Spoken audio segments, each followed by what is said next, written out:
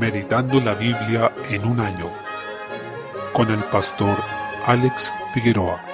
Día 15, mes 6, Primera de Reyes capítulo 14. Observamos el comienzo del fin del reinado de Jeroboam, quien fue puesto sobre las tribus del norte, aquellas 10 que se apartaron de Judá y tuvieron un reinado independiente luego de la división producida en tiempos de Roboam, como fue profetizado a Salomón por el pecado de idolatría que éste cometió. El hijo de Jeroboam se llamaba Abías y cayó enfermo, y el Señor usó esta situación para dar una profecía a la mujer de Jeroboam a través del profeta Ahías, el mismo que le había dicho a Jeroboam que él iba a reinar sobre las tribus del norte, y quien también aclaró las condiciones de parte del Señor con las cuales debía reinar Jeroboam para que su reino fuera afirmado, y estas eran, tal como en el sur, la obediencia y la fidelidad a la ley del Señor. Pero Jeroboam cayó en idolatría y lo hizo a propósito para desviar el corazón de Israel, impidiendo que las 10 tribus del norte fueran a adorar a Jerusalén, porque podían salirse de su control. En consecuencia, el Señor le dijo que él hizo lo malo sobre todos los que habían sido antes que él. Fue el peor rey hasta ese momento, ni siquiera Saúl cayó tan bajo, y sería entonces el triste ícono del rey impío. Después, en cada rey malo que viniera en el futuro, se diría que hizo lo mismo que Jeroboam. El hijo que se enfermó sería el único que sería sepultado de manera digna, ya que todo el resto de los hombres de la casa de Jeroboam serían barridos, dice el versículo 10, como se barra el estiércol. El Señor juzgó a Jeroboam duramente. Fue un juicio terrible y merecido por su perversión, tanto así que su casa quedó condenada, sin herederos, en el futuro sin hijos en el trono. Aunque lo sucedió un hijo, finalmente su casa sería eliminada de la memoria de Israel y su linaje no volvería a ejercer la monarquía.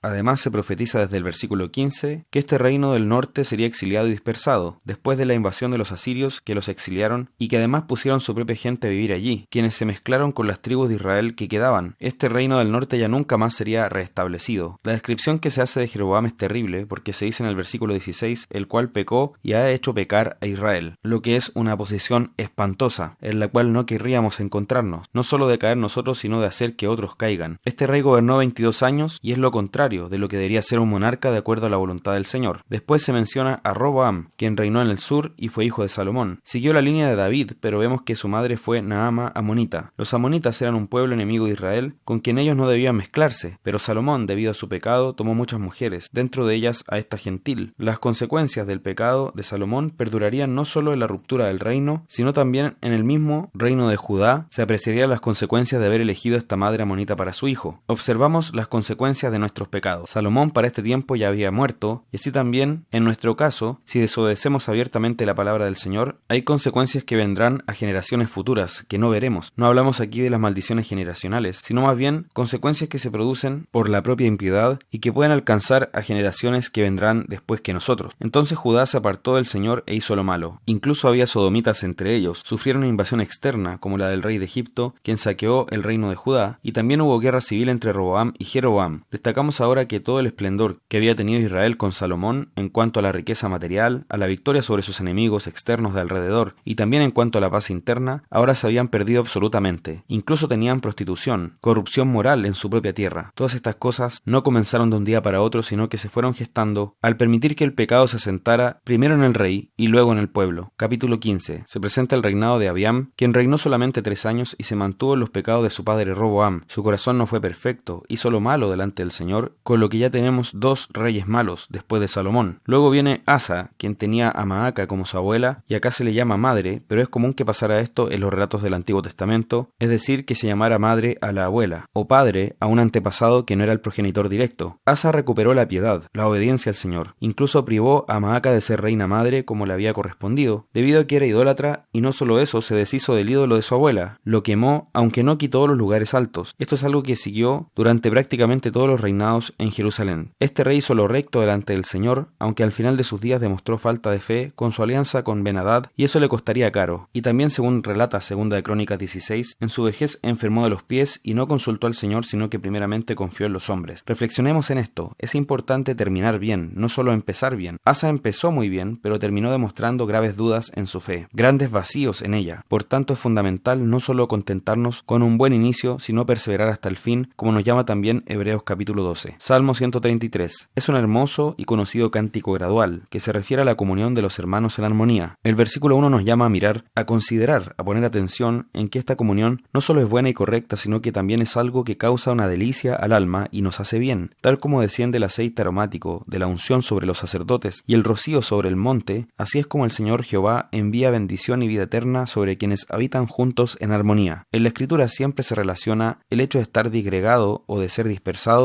con la maldición. Por eso, siempre vamos a destacar que el Señor en ningún caso nos llama a vivir nuestra fe en soledad, cada uno por su lado, sino que siempre nos llama a estar congregados junto con nuestros hermanos, el pueblo de Dios, porque la dispersión es sinónimo de desolación y encuentra su raíz en algún pecado, tal como lo demuestra la Torre de Babel, la ruptura del reino de Israel o en el arresto de Jesús cuando las ovejas fueron dispersadas. Todos estos casos nos muestran una situación muy negativa. En la mayoría de estos casos corresponden a un juicio, mientras que la comunión en armonía, la unidad del Espíritu, es sin duda una evidencia de bendición de parte del Señor. Proverbios capítulo 17, versículo 7. Muchos hoy piensan que tienen el derecho a que su opinión sea considerada válida solo por el hecho de que la tienen, y hablan con confianza en sí mismo, pero llenos de necedad. Elevan su voz, hacen notar su opinión, pero es un pensamiento absolutamente necio e incluso llegan a gritar, pero es pura insensatez lo que hablan. No conviene al necio hablar de esta manera, y tampoco al príncipe el labio mentiroso. Aquel que está en la autoridad debe hablar con la verdad, reconociendo que la potestad que ejerce viene de parte de Dios y por tanto debe desempeñarse con integridad. Versículo 18. La palabra hebrea traducida aquí como soborno puede ser traducida también como dádiva o regalo. Quien lo usa sabiamente se abre camino y muchas veces es prosperado. En distintos lugares de la Escritura, aquel que se disponía con regalos generosamente para solucionar un conflicto, por ejemplo, o para preparar su visita a alguien, era bien recibido. Así Jacob, cuando se quiso reconciliar con Esaú, o Abigail, cuando quiso hablar con el rey David, demostraron que esto era una práctica común en la Escritura, tal como lo era la hospitalidad, la generosidad en el trato, es piedra preciosa a quien lo practica. Hechos capítulo 10. Esta es la hermosa historia de Pedro y Cornelio, con una lección de un centurión romano que adoraba al Dios de Israel, lo conocía o por lo menos estaba familiarizado con la Escritura y con el carácter de la ley de Moisés, que se manifestaba en generosidad, amor al prójimo y sostenimiento material de la obra de Dios, aunque al parecer no conocía el Evangelio de vida. Estaba llegando al Señor, por decirlo de alguna manera. Muchas veces pensamos que la llegada al Señor es un evento o un hito que ocurre simplemente de un momento a otro, pero el Señor muchas veces va trabajando con nosotros, va allanando el camino hasta que en un momento conocemos el Evangelio y nuestros ojos son alumbrados con la gloria de Cristo. Cornelio tuvo una visión de un ángel, como a las 3 de la tarde, en la que éste le avisaba que debiera buscar a Pedro. Notemos algo, el ángel podría haberle entregado el Evangelio directamente, pero el Señor quiere que se ocupe el medio ordinario o común para la conversión, que es la predicación de la palabra por parte de quienes ya creen en el Señor, en este caso, Pedro. A su vez, el Señor está validando el ministerio de los apóstoles con esto, y paralelamente estaba trabajando con Pedro, ya que mientras iban a buscarlo, este último tuvo una visión que iba a cambiar toda su perspectiva de la obra de Dios, porque hasta ese momento, por lo que vemos en este libro, todo indica que los judíos parecían pensar que ellos seguían siendo la nación exclusiva donde el Señor se estaba revelando y manifestando. No obstante, el Señor estaba abriendo con esto la salvación a los gentiles de manera masiva. En el Antiguo Testamento hubo gentiles, es decir, personas no judías, que fueron salvos, pero más bien como una excepción, en cantidades muy reducidas. Ahora esta salvación se abría a todas las naciones de manera masiva, y el Señor le mostró a Pedro que tal como él había liberado a los judíos de la ley ceremonial, que implicaba ciertas dietas y alimentos puros e impuros, y tal como había limpiado todos los alimentos de manera que podían comer lo mismo que los gentiles, así también había limpiado a los gentiles mismos, y ahora podían entrar sin tener que hacerse judíos, sino manteniendo su identidad, pero ya siendo uno en Cristo con este pueblo judío. Por eso dice el versículo 15, lo que Dios limpió, no lo llames tú común. Es increíble que algunos hoy día quieran seguir manteniendo las leyes dietéticas del Antiguo Testamento, que tuvieron el propósito de separar al pueblo de Israel distinguiéndolo de todo el resto del mundo en todas las áreas de su vida, incluyendo su forma de comer. Pero esa distinción en el nuevo pacto no tiene sentido, y esto porque nos dice Gálatas 3, versículo 26 en adelante, todos sois hijos de Dios por la fe en Cristo Jesús. Ya no hay judío ni griego, no hay esclavo ni libre, no hay varón ni mujer, porque todos vosotros sois uno en Cristo Jesús. Y si vosotros sois de Cristo, ciertamente el linaje de Abraham sois y herederos según la promesa. Así que en ese orden ya no tenía sentido esta distinción, y por eso Pedro también debía recibir a quienes llegaran a buscarlo de parte de Cornelio e ir a este último para predicarle el Evangelio. En la continuación de esta historia veremos, si Dios nos concede, cómo el Señor salva a Cornelio y a quienes estaban con él, lo cual produjo también un debate sobre la salvación de los que no eran judíos. Gracias al Señor porque quiso abrir esta salvación a todas las naciones, entre las cuales estamos nosotros. Alabemos a Dios por su gran misericordia.